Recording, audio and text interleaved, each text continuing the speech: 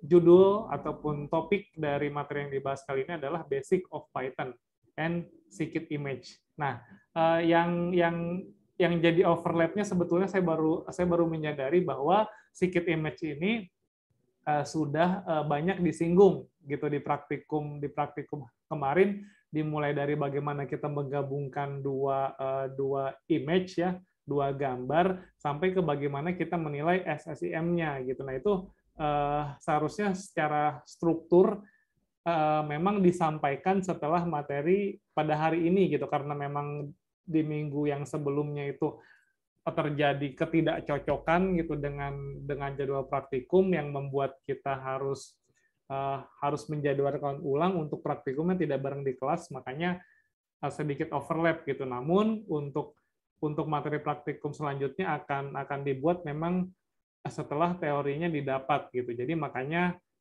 itulah sebab ataupun dasar gitu kenapa praktikum untuk minggu ini dilewat dulu ataupun di-off-kan terlebih dahulu seperti itu. Nah, sekarang kita akan bahas yang namanya Basic of Python and Scikit Image gitu. Nah, untuk pendahuluannya, jadi saat kita berbicara Basic of Python ataupun dasar-dasar Python dalam hal pengolahan citra digital itu ataupun image processing, ini kita akan dihadapkan dengan proses manualnya gitu. Maksudnya gimana? Bagaimana bisa kita dapat melakukan secara efisien, dapat melakukan pengolahan citra ketika tidak ada keterlibatan dari yang namanya teknik programming gitu ataupun programming language gitu. Jadi bisa diibaratkan saat kita melakukan pengolahan citra tanpa keterlibatan programming language ini bagaikan gitu. Jadi ada ada istilahnya gitu, ada gambarannya. Bagaikan kita bagaikan kita menghitung bintang di langit gitu, bintang di langit saat kita menatap langit gitu. Jadi memang bisa gitu. Ya memang bisa pengolahan citra dilakukan tanpa programming language. Tapi pertanyaannya seberapa banyak yang mampu dan seberapa cepat dapat selesai gitu. Ya, jadi makanya dibutuhkan yang namanya bahasa pemrograman untuk membantu bagaimana kita dapat melakukan pengolahan citra ataupun image processing dalam jumlah yang banyak dan dengan waktu yang cepat. Seperti itu. Nah, walaupun di poin 2 ini dijelaskan memang banyak metodologinya untuk melakukan pengolahan citra dengan cara manual gitu. Tapi semua itu tidak bisa dibilang tidak possible gitu ataupun tidak bisa efisien gitu dalam melakukan pengolahan citra gitu. Jadi kita tetap yang namanya membutuhkan bantuan dari programming language gitu sehingga dapat melakukan pengolahan citra secara efisien. Nah, kalau di praktikum kan kita baru dihadapkan dengan satu buah citra ataupun dua buah citra, bagaimana caranya digabung, ditingkatkan kontrasnya dan sebagainya. Nah, namun di sini akan lebih kompleks ketika kita sudah mulai yang namanya mengenal loop gitu ataupun looping. Nah, bagaimana kita bisa mengolah berbagai macam citra yang banyak dengan waktu.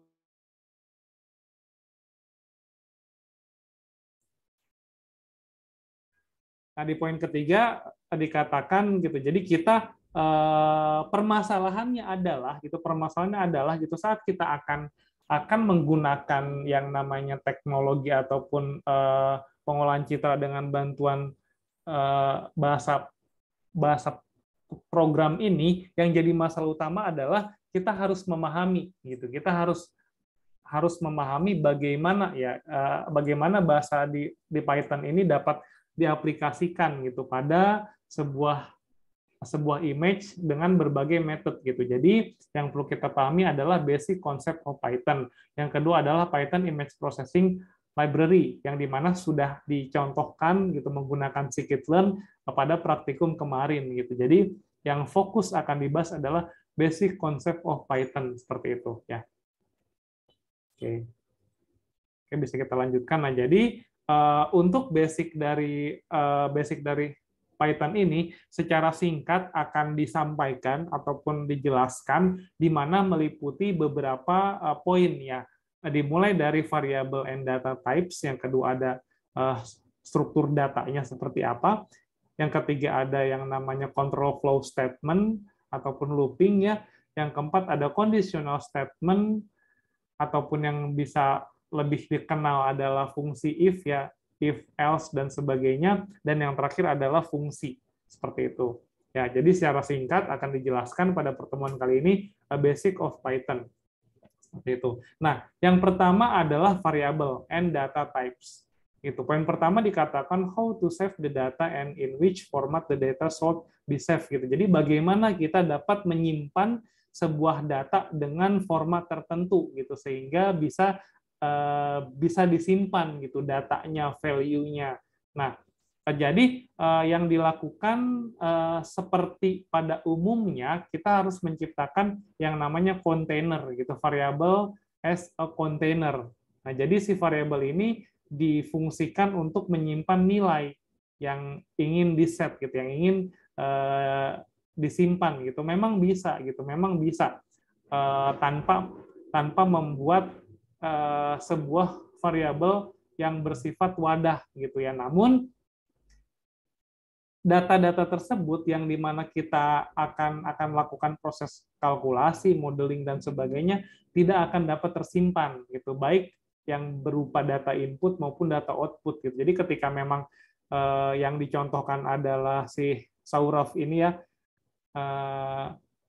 seseorang yang bernama Saurav gitu, kemudian dia umurnya 20 dan tingginya 6,5 gitu. Ini feet ya berarti ya, bukan meter ya ataupun senti gitu. Jadi memang bisa data-data tersebut digunakan untuk dikalkulasi ataupun diproses. Namun ketika memang tidak diciptakan yang namanya variabel, tidak dibuat yang variabel di mana variabelnya ini berfungsi untuk sebagai wadah gitu, berfungsi sebagai wadah.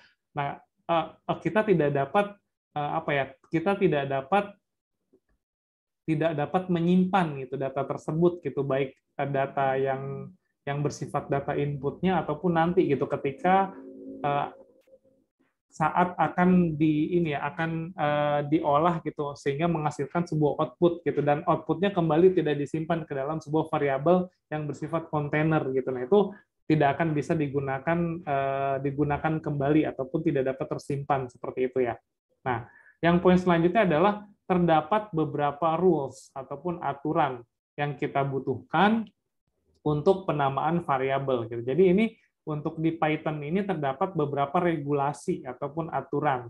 Nah, yang pertama ini adalah variabel, nama variabel ini diharuskan dimulai dengan a letters or an underscores gitu. Jadi nggak bisa dimulai dengan angka ataupun karakter yang lain gitu, seperti itu. Jadi memang harus mengikuti aturan pertama.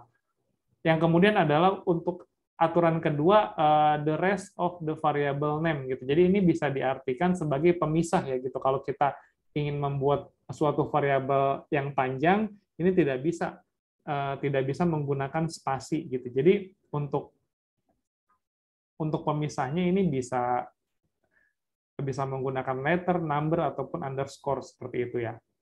Yang ketiga adalah names are case sensitive gitu. Jadi untuk nama variabel ini penamaannya bersifat case sensitive, dan yang terakhir adalah we must not use Python built-in names gitu. Jadi misalkan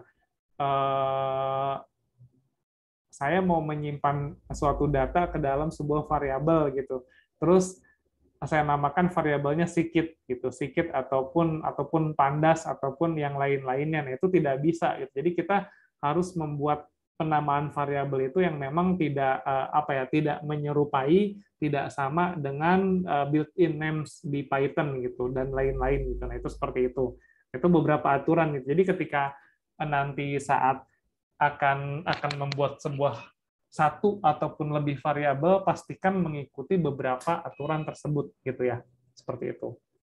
Oke. Nah, yang selanjutnya adalah terdapat 3 macam data ya. di bahasa Python ini terdapat 3 macam data. Yang pertama adalah teks, ya. Yang kedua adalah integer, yang ketiga adalah float. Nah, teks ini adalah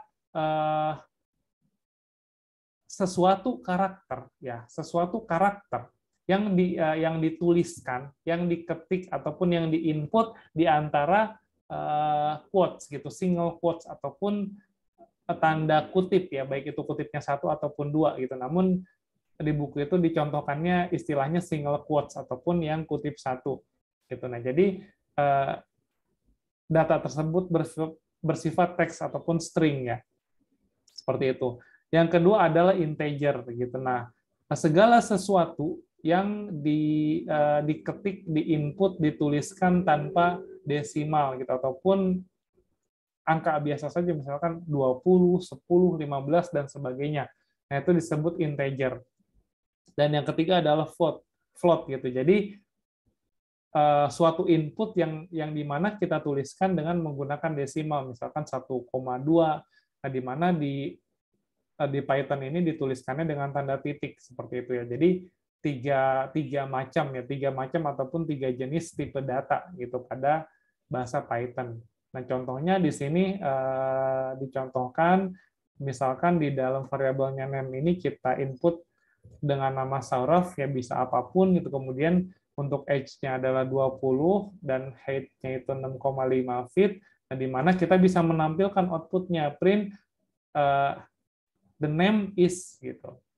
Nah, ini untuk ini, ya, untuk teks sebelum nama gitu. Misalkan kita mau menambahkan gitu. Jadi tidak langsung print name gitu. Kalau untuk perintahnya langsung itu dituliskan print name gitu, maka yang muncul adalah cuma Sauravnya saja gitu, tidak ada tambahan. Makanya di sini bisa juga gitu dimodifikasi ataupun diubah dengan menambahkan ini double quotes seperti itu. Oke. Nah, ini yang selanjutnya adalah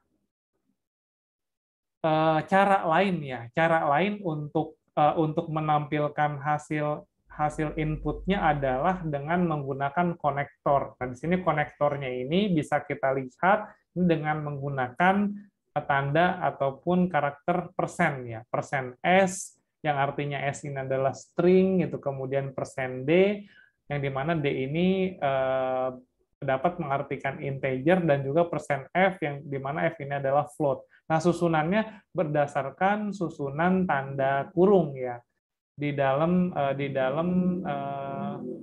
full script ataupun code-nya si print ini gitu. Jadi kan di dalam print ini ada buka kurung lagi, ya, ini name, age, dan height gitu. Jadi susunannya berdasarkan dari susunan ini gitu. Jadi artinya yang persen S ini akan menampilkan name-nya, ya, yang dimana tipenya string, terus juga yang D-nya ini akan menampilkan age-nya gitu, dan yang F ini akan menampilkan tingginya, height-nya yang 6,5. Nah, di sini ditunjukkan konsepnya gitu ataupun bisa dibilang tata caranya untuk menampilkan ataupun cara lain untuk printing dari data yang telah kita input gitu, seperti itu, ya.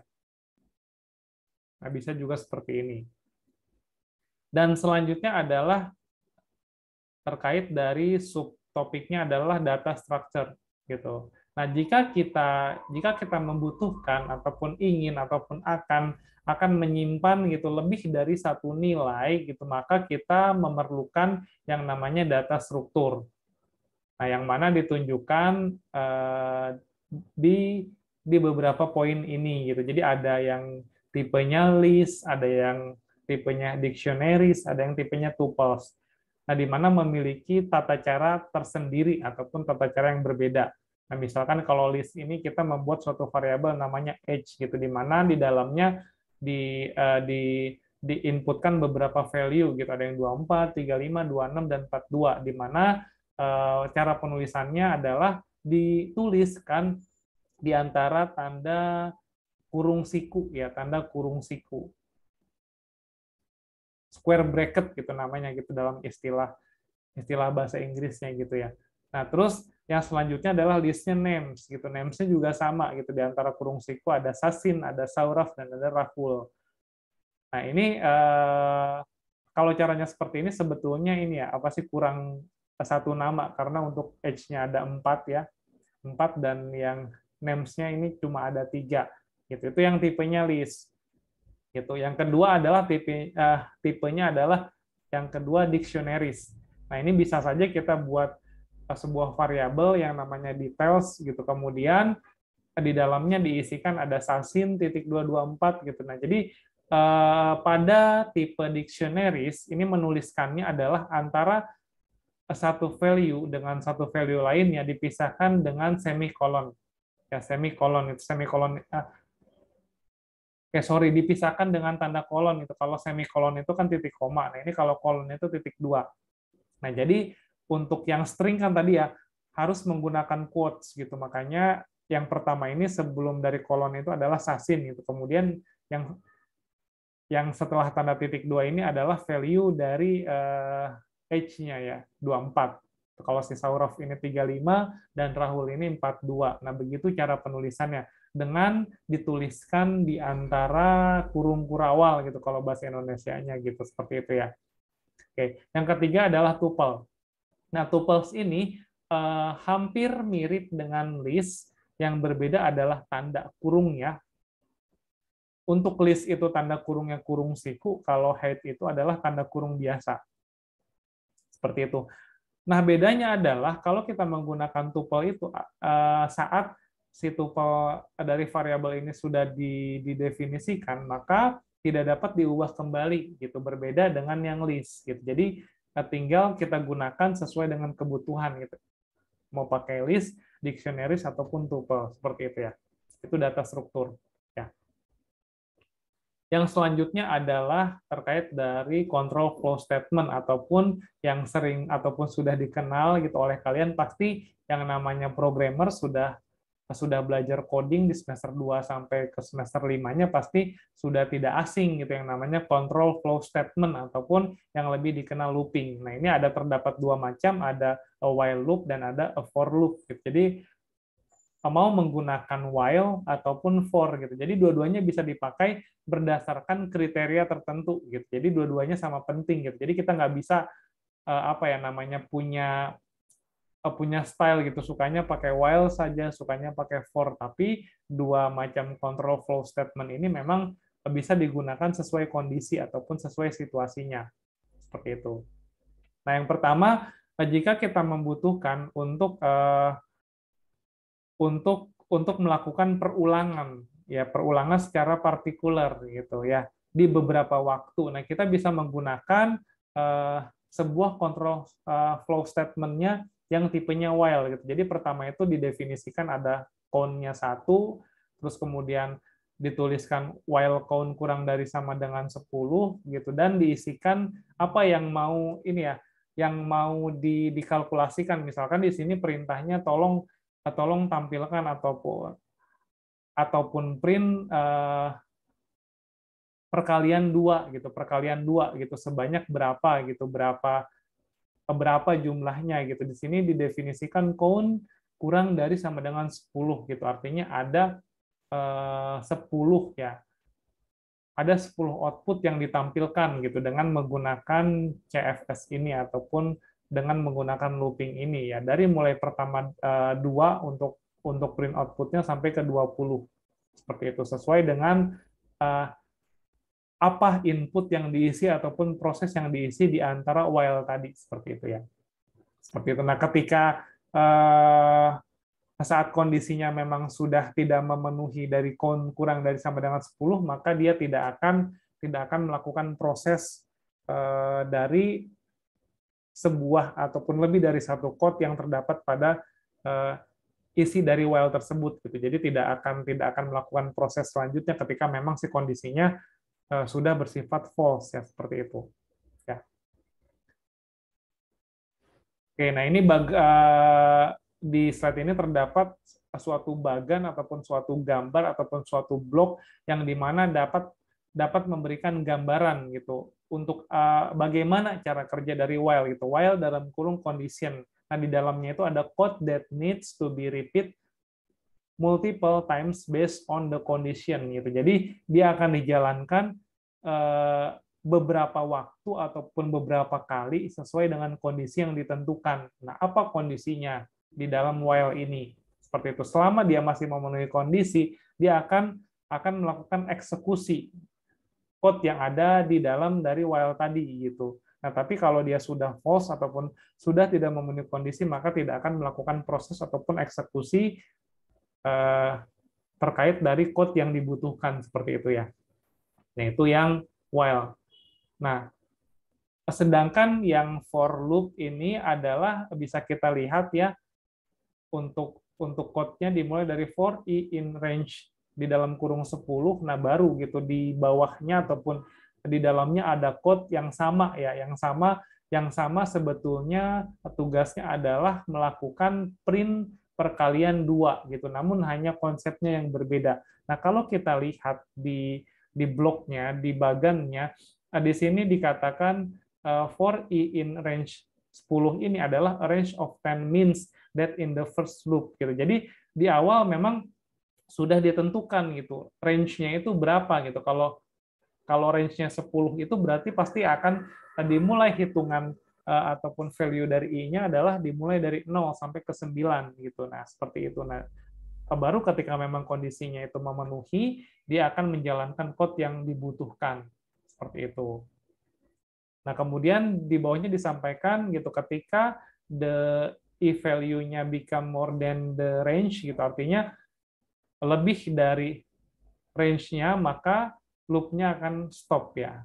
Seperti itu, tidak akan melakukan eksekusi code yang dibutuhkan tadi, misalkan table sama dengan 2 kali dalam kurung i plus 1, terus print table. Nah, ketika memang dia range-nya sudah melebihi dari range yang ditentukan, maka akan stop ya untuk loop-nya seperti itu.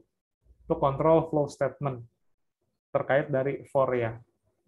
Seperti itu. Dan yang selanjutnya adalah conditional statement. Nah, conditional statement ini pastinya gitu kita juga sudah sangat mengenal dengan tanda ataupun dengan code if, ada if else, ada if else gitu. Jadi tergantung berapa banyak kondisinya. Ini juga sudah sering kita pakai gitu, terutama di semester 1 ataupun di tingkat sekolah atas.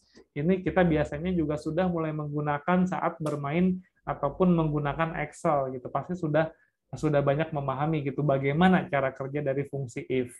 Nah, di sini si conditional statement ini bergantung pada statementnya gitu. Jadi misalkan dengan kondisinya dengan beberapa macam gitu, tentunya di mana conditional statement ini akan menghasilkan yang namanya nilai biner ataupun binary value.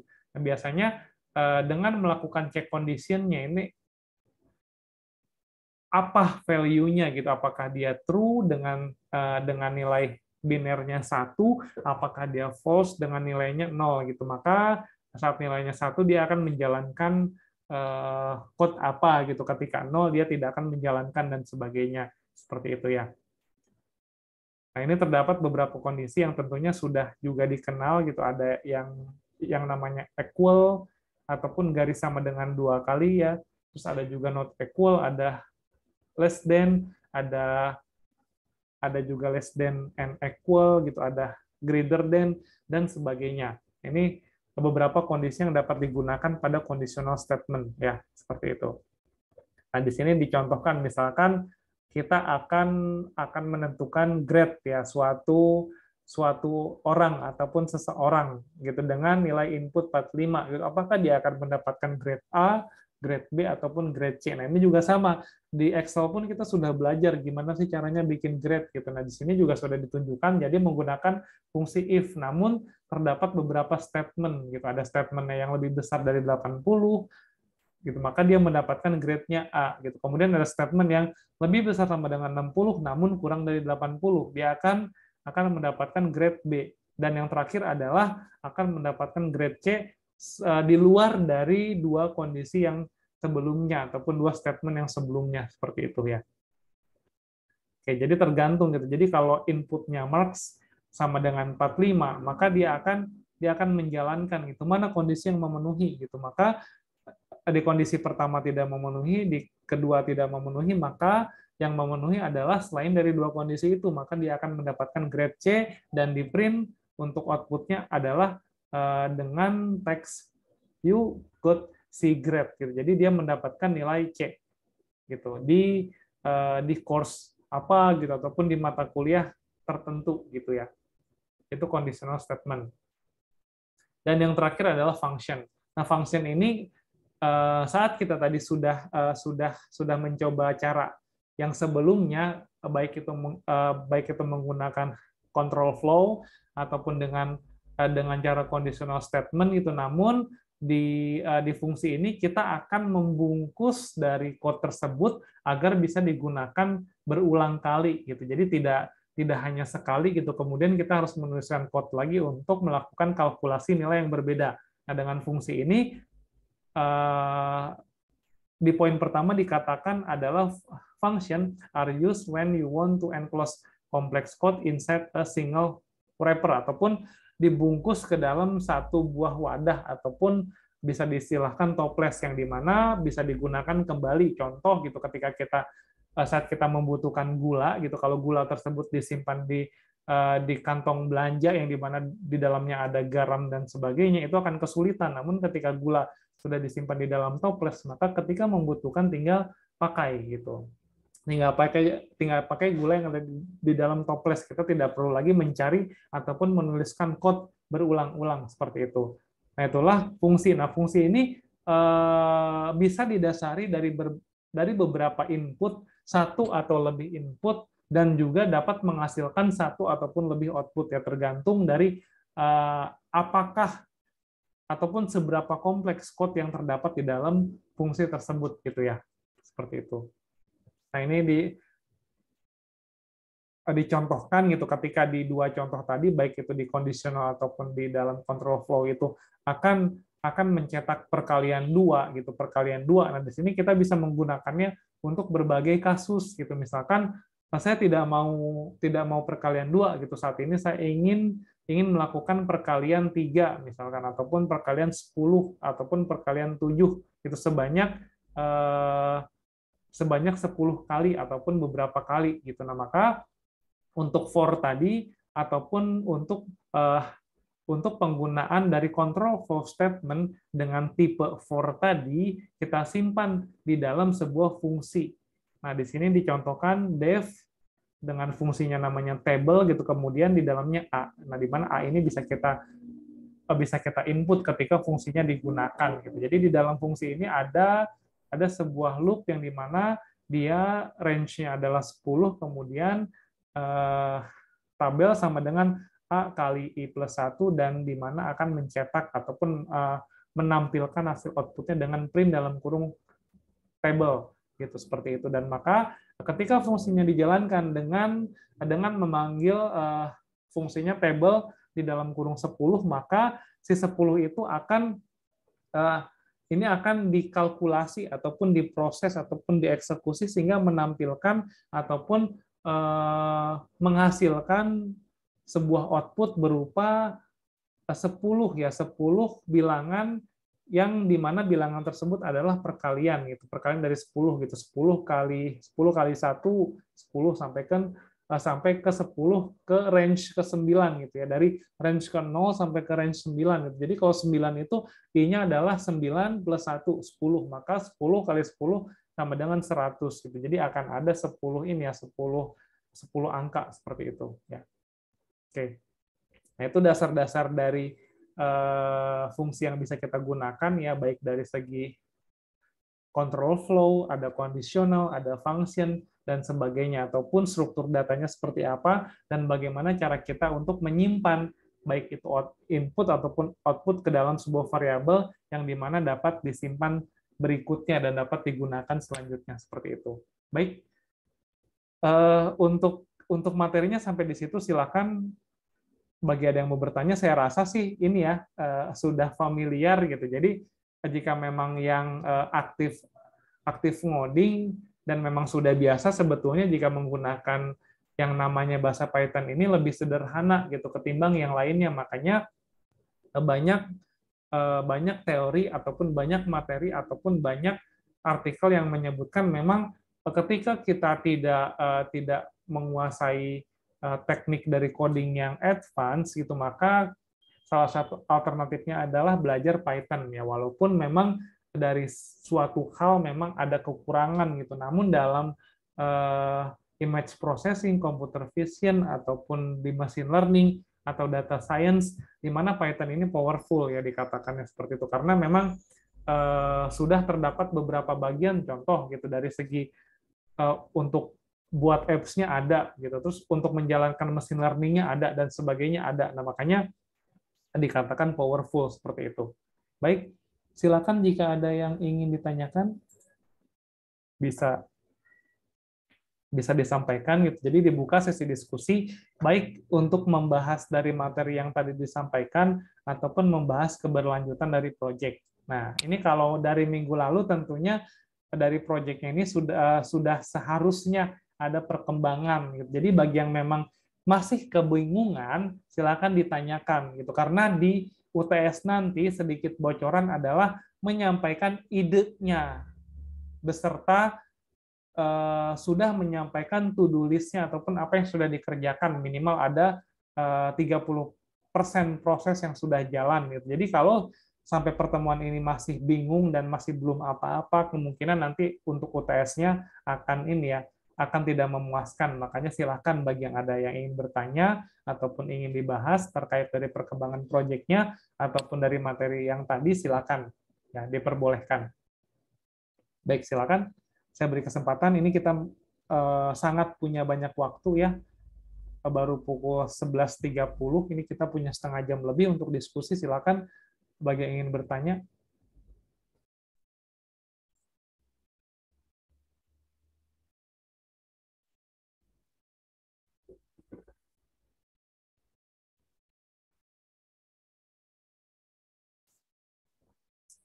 Bagaimana? Ada yang mau bertanya?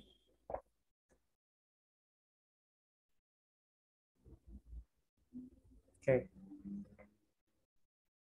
Oke, jika belum ada, tadi kan ini ya, dari Mas Midat sudah menyampaikan perkembangannya. Yang lain bagaimana nih? Ada kesulitan atau tidak gitu? Kalau tidak menyampaikan, saya bisa asumsikan tidak ada kesulitan dan sudah lancar. Namun silakan ketika memang punya masalah, silakan ditanyakan. Contoh sebagai contoh, coba Mbak Ismi ini gimana nih kelanjutan proyeknya ya gitu. Kalau saya tanya, harusnya bisa menjawab karena ketika saya beri kesempatan bertanya tidak tanya coba. Nah, saya coba Mbak Ismi, coba gimana untuk keberlanjutan proyeknya, sudah ada perkembangan atau belum? Halo Mbak Ismi, bisa dengar suara saya dan bisa merespon? Oke, bisa Pak. Ya, gimana Mbak Ismi? Ya, gimana Mbak Ismi? Kalau misalnya dari kelompok kami sih kan karena kemarin kita melakukan kesalahan itu kita cari sumbernya dari skrip ya Pak. Nah, kita itu progres kita sih sekarang masih cari-cari riset untuk jurnalnya, karena jurnalnya itu pun kita referensi yang Bapak kasih kemarin dari riset-riset ini kan bahasa Inggris, bahasa luar itu. Jadi kita masih kalau misalnya progres sih masih di riset-riset aja sih Pak, belum sampai untuk pengembangan dan nantinya itu bagaimana lagi. Nah, kalau seminggu itu untuk memunculkan ide sama komparasi belum selesai, tentunya masalah dong itu Mbak Ismi ya. Ya enggak? Iya Pak. Ya bagi saya masalah gitu. Namun kenapa bagi kalian tidak ditanyakan gitu?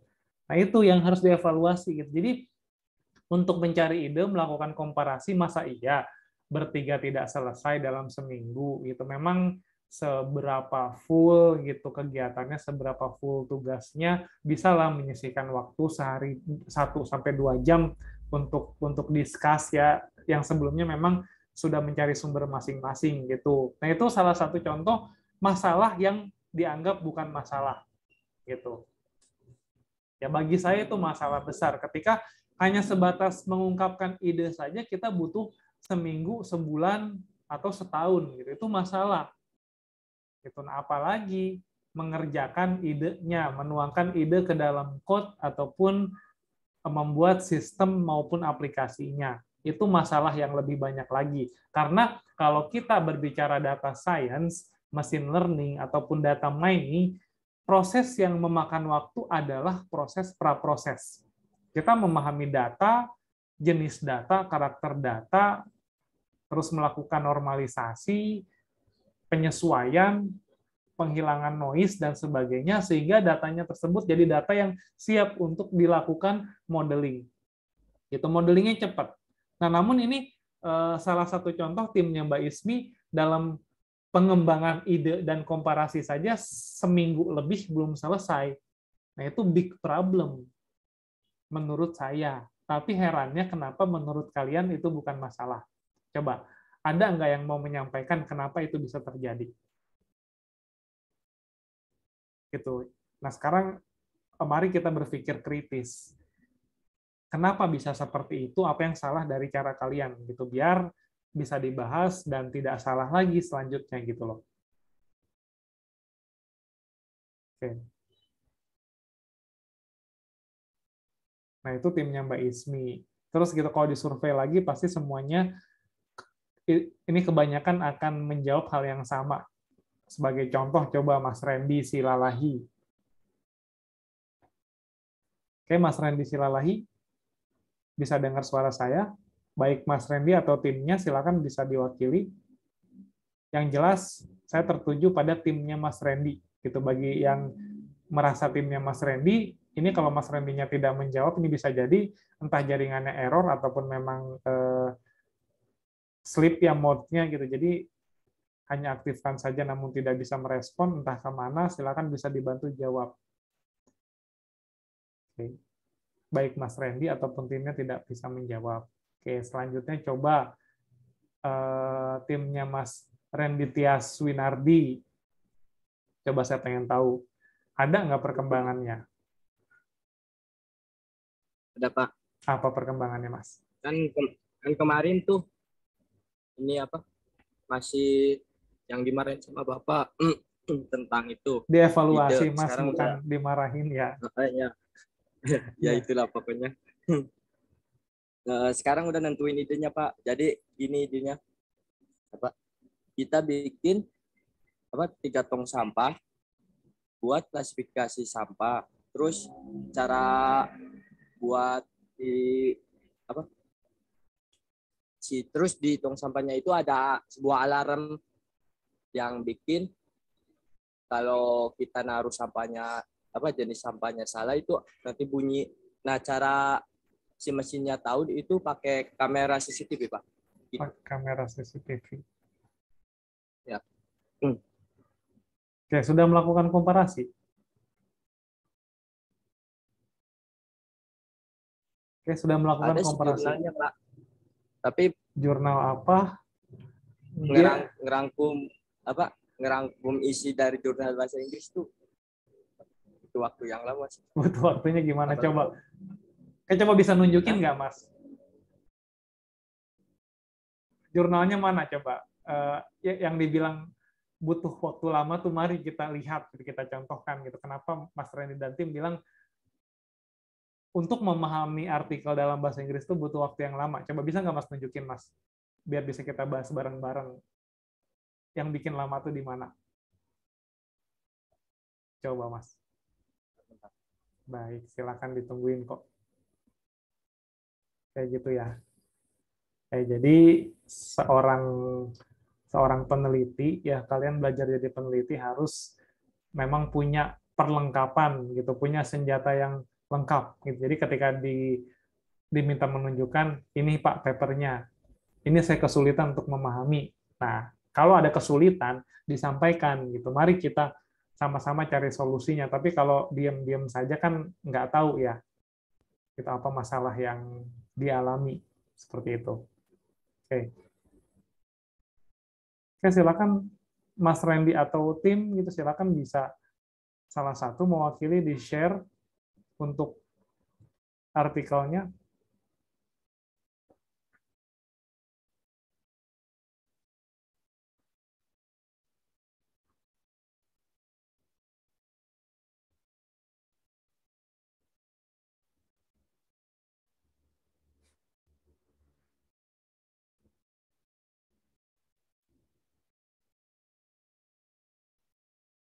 Wah, Mas Randy pakai handphone ya? Ya, udah muncul belum, Pak? Belum. Ini Mas Randy pakai handphone, terus yang terlihatnya kan yang sekarang sedang dibuka gitu. Jadi belum tampil gitu artikelnya. Terus juga ini kecil sekali Mas Randy ya. Tidak bisa terbaca malah ini. Gimana, Pak? Tidak punya laptop, Mas. Nah, dipakai sama kakak. Oh, Ini tuh konsep klasifikasinya, Pak. Terus yang CCTV-nya itu ide dari YouTube, Pak. nah maksudnya yang dinamakan komparasi kan waktu itu saya udah nunjukin ya, dicari dicari kekurangannya apa gitu dari pekerjaan yang sudah mereka lakukan gitu. Jadi kekurangan terkecil itu sebetulnya bisa kita adopsi untuk kita lakukan selanjutnya. Nah, pertanyaannya apa kaitannya paper ini dengan yang mau dilakukan timnya Mas Randy Tias gitu? Apa sebagai referensi buat nentuin apa klasifikasi sampahnya. Ya, berdasarkan paper tadi apa katanya, coba di future work-nya itu apa? Coba. Apa kata dia?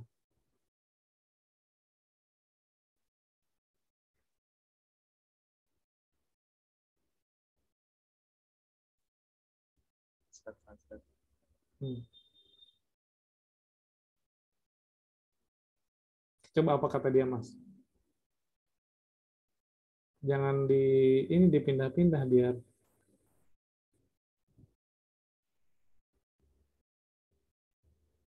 coba apa kata dia untuk future work-nya.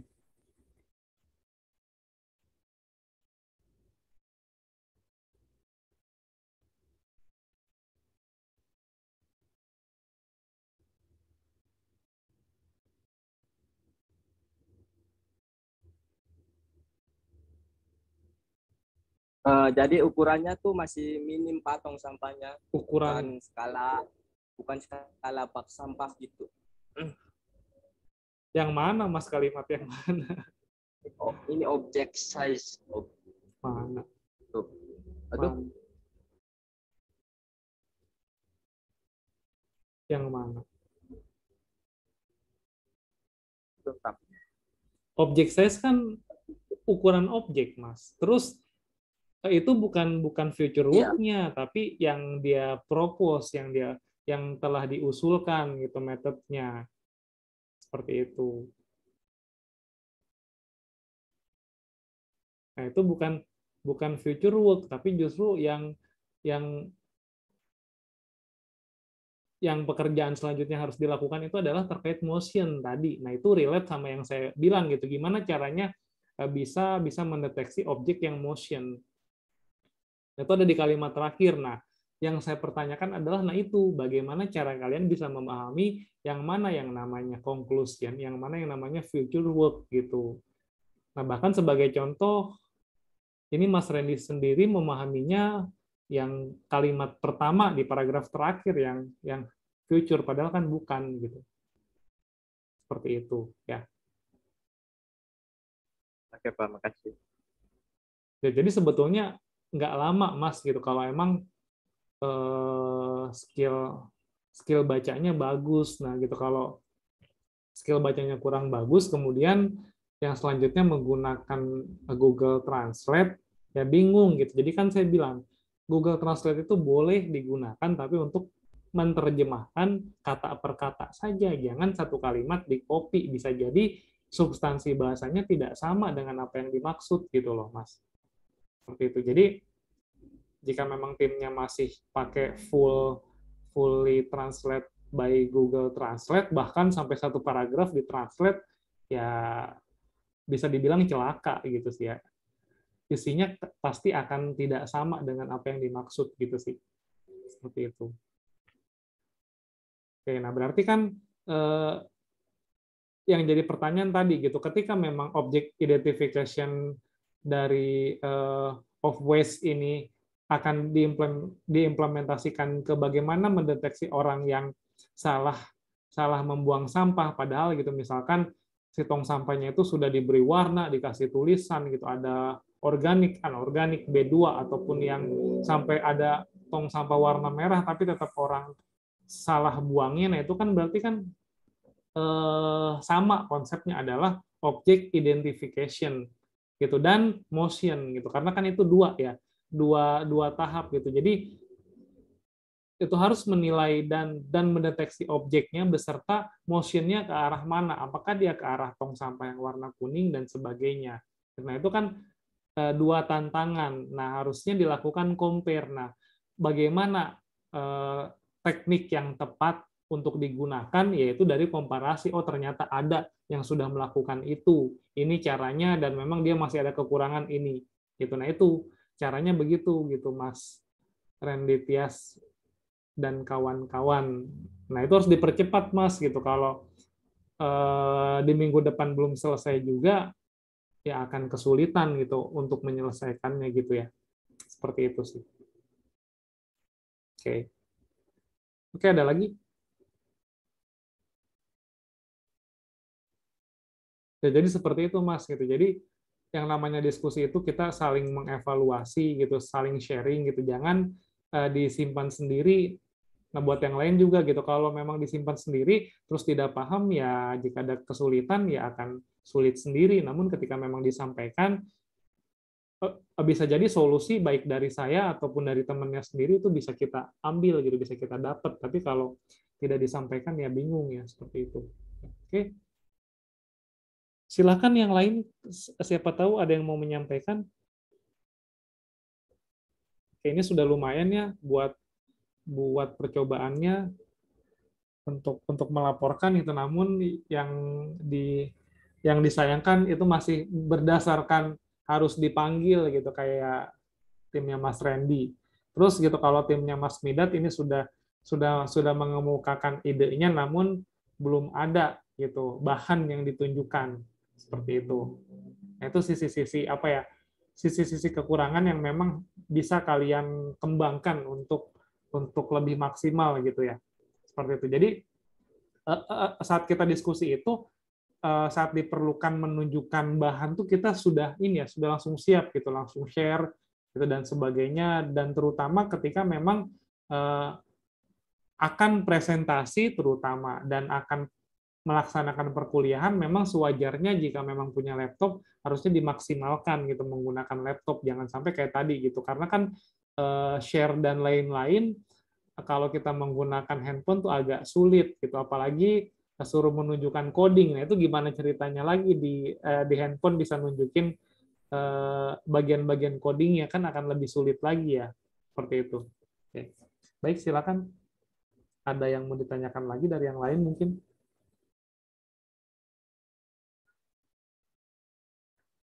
Oke, bagaimana?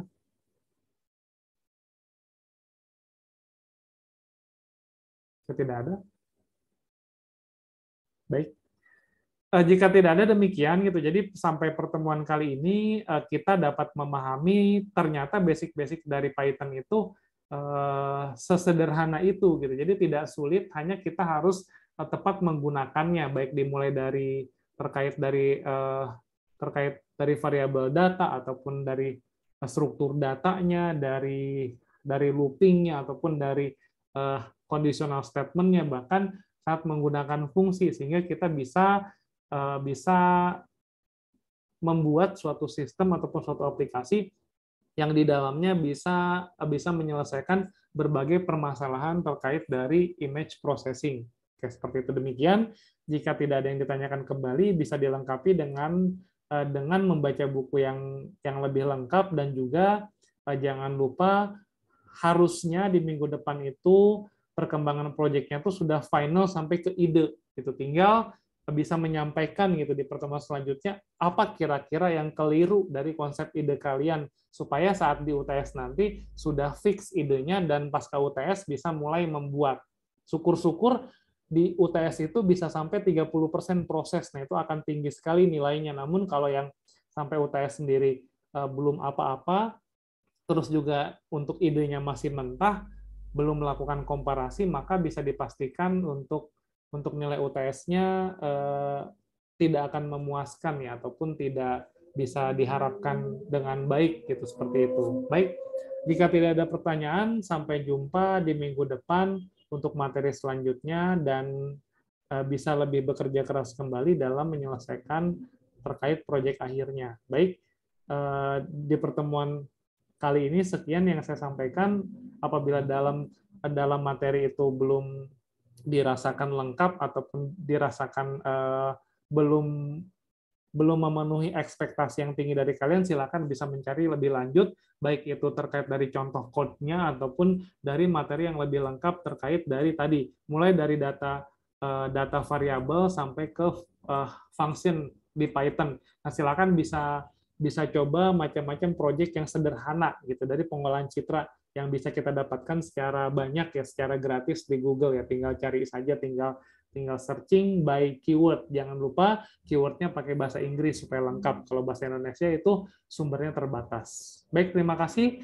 Saya rasa cukup. Saya ucapkan terima kasih yang sudah hadir. Saya tutup. Assalamualaikum warahmatullahi wabarakatuh. Waalaikumsalam.